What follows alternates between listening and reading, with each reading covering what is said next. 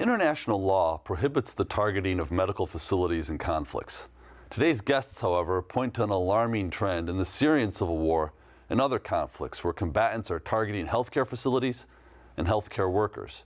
They are Kenny and Steve Morrison this week on Story in the Public Square.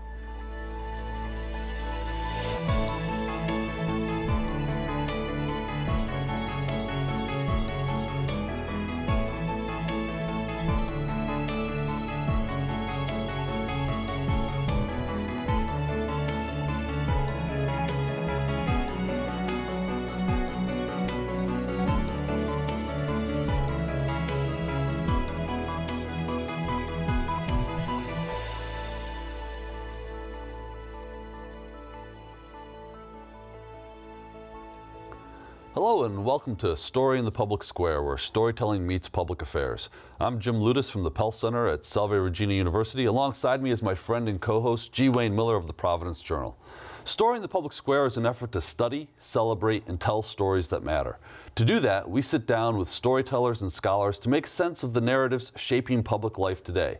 This week, we're joined by Kenny, an award-winning television producer and filmmaker, and J. Stephen Morrison, who is Senior Vice President at the Center for Strategic and International Studies and Director of the Global Health Policy Center there. Together, they are the filmmakers behind a stunning new documentary, The New Barbarianism.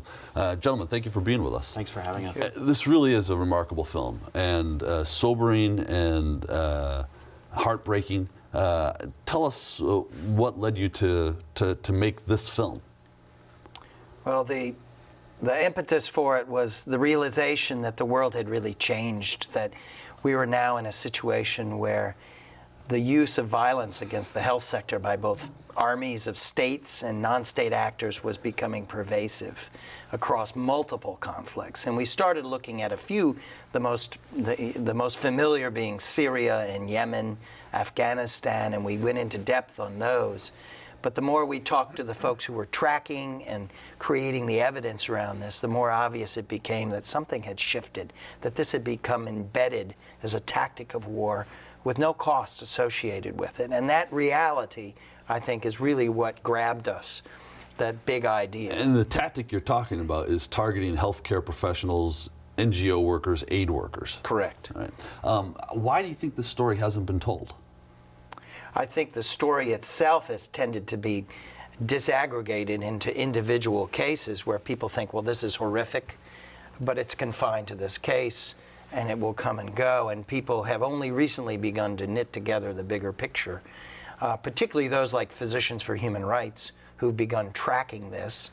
Others have begun tracking and recording this, the World Health Organization, the Doctors Without Borders, the International Committee of the Red Cross. So the evidentiary base has improved significantly, and I think that has helped bring across this reality to people who might otherwise just think, well, this is episodic, it's confined to only a few cases.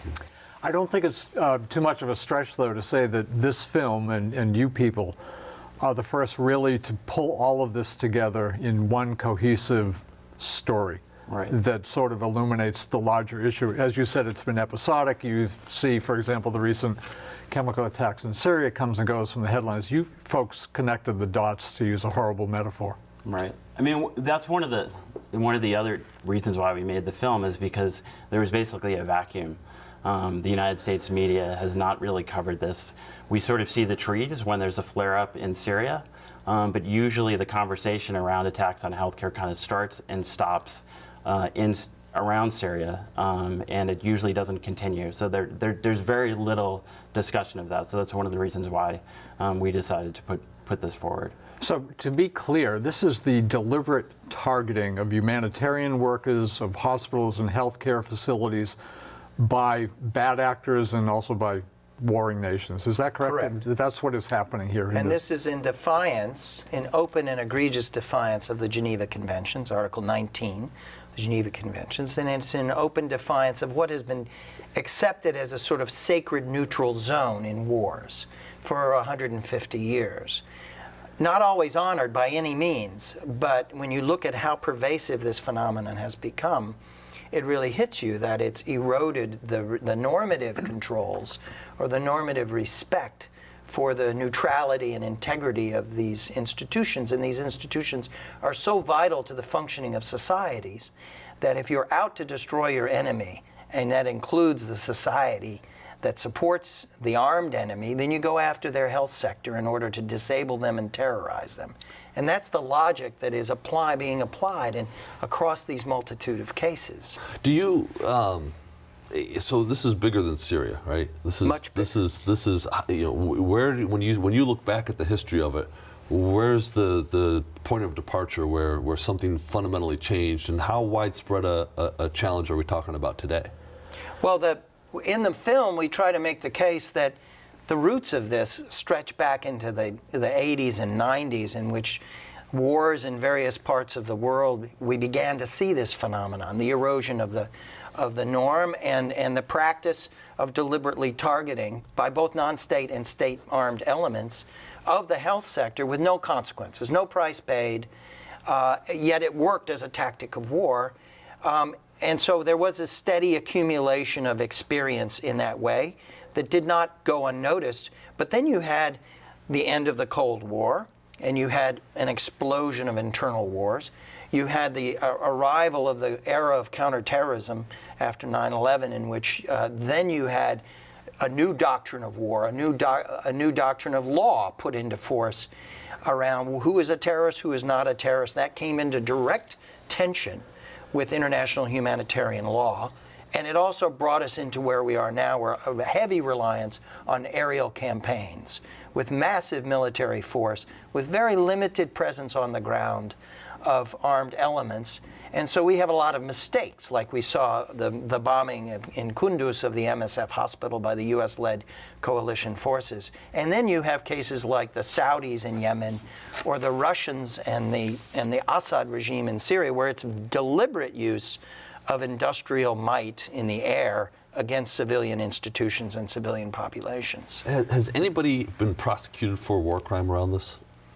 In this period? No, in the last 20 years. In the last 20 years, we have the International Criminal Court, which was created at the end of the 90s, which has had a very troubled history of trying to go after those who are alleged to have perpetrated these crimes. It's been very weak in its ability to conclude those trials, and they've been subject to lots of criticism because they tended to be predominantly African folks who were on the dais, in the dock, and so it's seen as going against the weakest of states. But there has not been a prosecution for the sorts of crimes we're talking about here today, but there are increasingly calls for that. I don't know if you noticed that after the news over the weekend of the use of chemical weapons in Douma in eastern Syria, there were calls by some of the very notable diplomats, Nick Burns and others, for war crimes prosecution on this. That it's pushed us, I think, to the point of now entertaining that option. How that happens is altogether unclear. So one of the powers of the film is the imagery, obviously. You went to one of the most dangerous places on earth, Syria, Aleppo, Syria in particular. Talk about how you got there. There was drone footage that is quite remarkable to see. How did that all come to be? Let's talk craft here, I guess. Right. So when I was the foreign editor at the PBS NewsHour, I started in 2012. We were going into Syria quite regularly, but because of safety concerns, we decided not to go in after James Foley got abducted, for instance. We made the determination that, yes, it was very important to tell the story in Syria, but we were not in a position to go there ourselves. We also did not feel comfortable by deploying Syrians to actually go into hospitals and other parts of Aleppo because just from a moral obligation, we just didn't feel comfortable because we were feeling that we could put these people in harm's way. So we worked very closely with this Aleppo media group, and they had shot some amazing drone footage, which is scattered throughout the film, which is very powerful and I think is very impactful. And they also spent quite a bit of time in hospitals, sometimes just after they were attacked, and we were able to secure footage thanks to the help of them. Who are they? Who's the Aleppo Media Group? They're people on the ground in... So they're citizen journalists and activists, Really? and they document what goes on inside. They're not present there anymore, but what was happening in Aleppo. Some of the filmmakers that we worked with were also involved in making of The Last Men of Aleppo, which just was nominated for an Oscar recently. There was a young man by the name of Kareem Abid who was not able to come to the United States originally. He got his visa denied, but they then let him, they granted him a visa and he was able to attend the ceremony. He was my point of contact inside of Syria, and he would get me the footage. So they clearly understand the power of imagery and story to Correct. tell this larger story. How did they get the footage to you? I mean, logistically. Logistically, they would send me very rough internet screeners, and the Okay. resolution was pretty awful. I bet. And then I would just kind of select using time codes what I wanted, and then they would upload high resolution screeners, which we would get Wow. high resolution files, which we would download. But one of the advantages of making a documentary as opposed to working in a news environment is we actually had the luxury of time, Right. to move these images and to carefully select It's them. phenomenal imagery. Thank you. One other thing to add to what Justin's saying is that you had groups on the ground like the White Helmets who figure there. You had Syrian American Medical Society. These groups, which are terribly courageous, very well organized, and have actually endured, they've persevered through the war and through this horrific period, have themselves documented some of what has happened. And so we used some of their footage, and they appeared in the video. And we had been working with some of the leaders of the Syrian American Medical Society over the previous 5 years in hosting programs at CSIS, looking at the war as it was escalating and as it became more and more difficult to get public attention to this war as it was going off the charts. And so we knew them very well, and they were very supportive and very cooperative with us. One of the other countries that you profile in the new barbarianism is Yemen. And the humanitarian crisis there is something that I don't think most American audiences are really familiar with. But let's roll a clip from there that from your film that summarizes that tragedy. According to UNICEF, the number of citizens needing humanitarian assistance in Yemen has surged to 70% of the country's population. Many receive nothing. The toll hits children especially hard. By the spring of 2017, nearly 500,000 were severely malnourished. Many passed away from starvation. 15 million Yemenis have been also shut off from healthcare access. That's more than half of the country's population. The medical facilities throughout Yemen should stop being targeted, and that medical supplies should be allowed to come in here and be given to the people and the patients in this facility who need them. So the images are stunning, but there's a fact in there, right? That 70% of the people of Yemen are in need of humanitarian assistance. 70% is a staggering number. Where does the international community fit in this? Where is the international response? Where's the international awareness? Well, we've seen that awareness rise in the last several months, in part because the tragedy is itself more visible now. When we started making this film, as Justin can say, it's very hard to get media in there, and through Justin's amazing work, we were able to find partners to go and do this. But there were very, very few journalists coming in and covering that story. And as it was worsening, it was only really understood by those who were trying to crack the code, get inside and begin to break the access barriers to get the delivery. But they were running up against a blockade, Saudi-led, Emirati-led blockade of the ports, food and fuel, and deliberate bombing of civilian sites, with the opposition side, the Houthis, no better in terms of shelling civilian infrastructure and the like. This is a country that was never more than a hair above the line of destitute poverty for much of its population.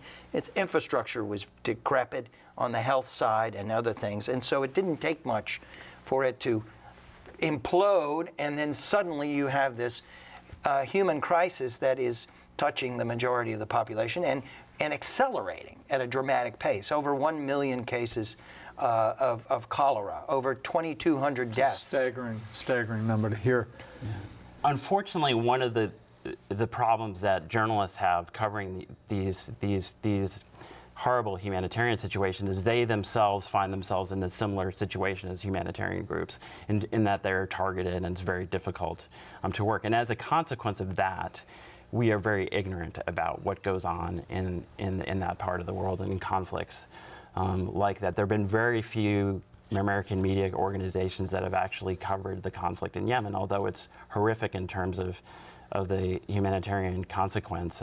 There's just been very little coverage. There's been a few exceptions within the last month or so. NPR went there, and Nightline did a series of some impressive reports, but it's difficult. But again, one of the other issues is access, is being able to get there and being able to get out.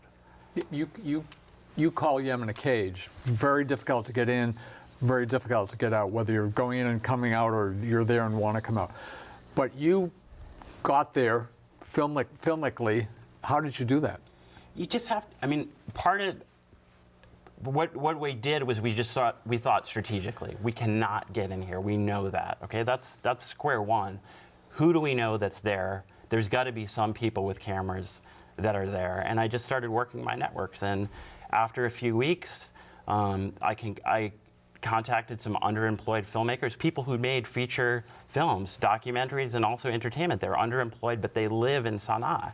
So over the course of several weeks and working with some NGOs, securing their access, we were able to tell the story. But I also think, just to make a quick aside, this is something that U.S. media needs to be able to engage in and think a bit more creatively about how we go about coordinating covering conflicts. And that's an opportunity that I think is often missed. Now, of course, there's some risk involved in that, and you have to understand who you're dealing with. You've got to verify, you've got to triangulate. But I do think as the situations on the ground become more and more horrific, the conflicts become more protracted, and they become no-go zones for many people in the Western media, we have to think as journalists much more strategically about how we cover conflict. Can I add one thing to this? Please. We were able to win access and cooperation of people in Afghanistan, in Turkey, Syria, in Yemen, through these intrepid and very creative tactics that Justin brought in to building our linkages to those on the ground who could help us. We had to also lace into that the trust and recommendations of their partner institutions. In other words, we knew Doctors Without Borders, we knew the International Medical Corps, we knew the Syrian American Medical Society. We had been cooperating with them, and they could vouch for us in terms of our credibility and our ability to be fair and balanced and accurate in the way we use the material. And this was a tricky part of making a film like this on such life and death and very sensitive and very emotionally evocative topic, that you have to get people to come on camera and talk candidly and bluntly about these difficult issues before they've seen what the final product looks like. So you have to cultivate very systematically the trust and confidence of quite a number of people. And we had over 40 people came on camera for us on this. And that becomes a responsibility that you shoulder as filmmakers to honor those commitments. Talk to us for a minute about the aid workers that you profile, because their courage just strikes me as something exceptional. Can you say a few words about some of the people that you profiled in this? Well, you know that these people that, like Dr. Esmet and Dr. Muaz and those other caregivers that we portray, and the members of the Syrian American Medical Society and others, they are a pretty battle-tested crowd. And I would add here, the International Committee of the Red Cross and Doctors Without Borders, they are large, integrated, complicated institutions. They account for about 80% of the actual delivery of health services in the midst of war. So they're the duopoly. They account for most of this.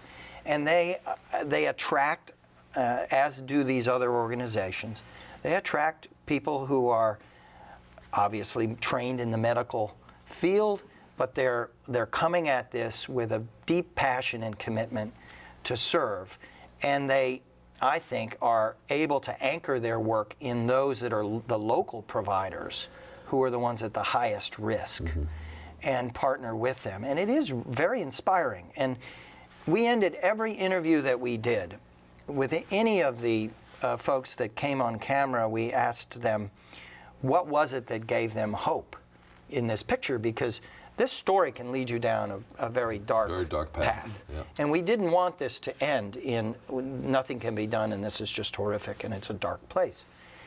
And the consistent answer that we received in those interviews was that the person that woke up every morning in the midst of this terrible situation and decided to get out of bed and go back into harm's way in order to deliver relief to people who are in peril.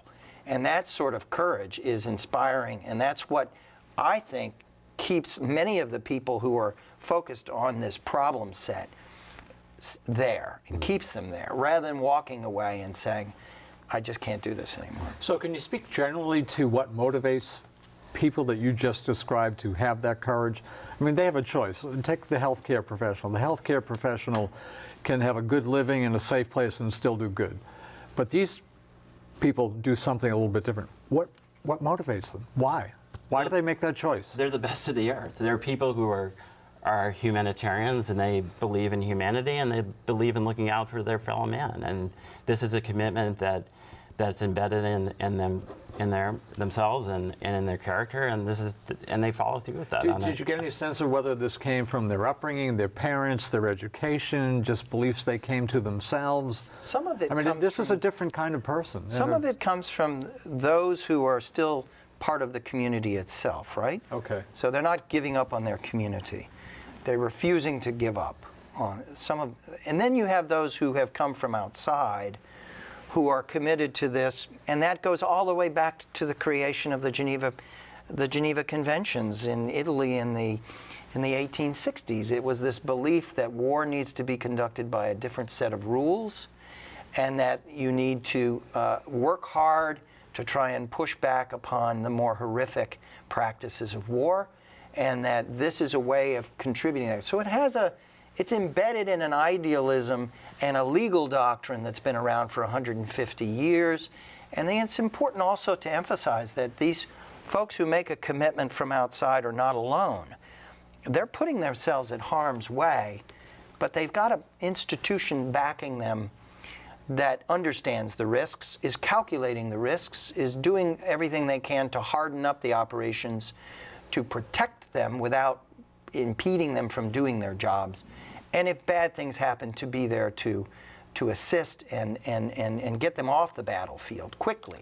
So it's a very sophisticated and complicated architecture that's been created to operate in these war settings. A lot of NGOs, and this is another point I think we don't make in the film, a lot of NGOs have exited the field in the last few years because it has gotten simply so dangerous. So let's not underestimate what has happened here. It's become concentrated. It's MSF and the International Committee of the Red Cross. It's the International Medical Corps. It's new folks like Syrian American Medical Society, which built itself on the basis of the generosity and courage of American-based Syrian doctors, who then started deploying fundraising. They got a lot of support from the United States government to begin aiding hospitals and clinics inside Syria, and one thing led to the next. And in that sense, the American government deserves an enormous amount of credit for taking the risk of standing by this group and supporting them and allowing them to become such an effective and impactful group in a very short period of time, in this period of 6 years. We've got about 40 seconds left here. What ultimately do you want this film to accomplish? I think we have slightly different goals, but I would like the public to just appreciate what's going on and be much more aware of the age that we're living in, and to basically ask the question, is this the type of world we want to live in? And if it's not, we should wake up and do something about it. And Steve? I agree entirely with what Justin said. We want to stir debate, stir awareness among Americans, particularly about the value of international humanitarian law and the Geneva Conventions, that these are going away, they're being eroded, and that our political leadership, our members in Congress, the administration, those who manage our military relationships, NGO leaders and the like, all have a stake in trying to push back in order to bring about greater protection and greater accountability for these operations. Well, it's a remarkable film. Justin, Kenny, Steve Morrison, thank you so much for being with us. The film is The New Barbarianism. Check it out online. Look for it on your local stations. It's a remarkable film. Thank you. That's all the time we have this week, but if you want to know more about Story in the Public Square, you can find us on Facebook and Twitter, or visit pellcenter.org. For G. Wayne Miller, I'm Jim Ludes, asking you to join us again next week for more Story in the Public Square.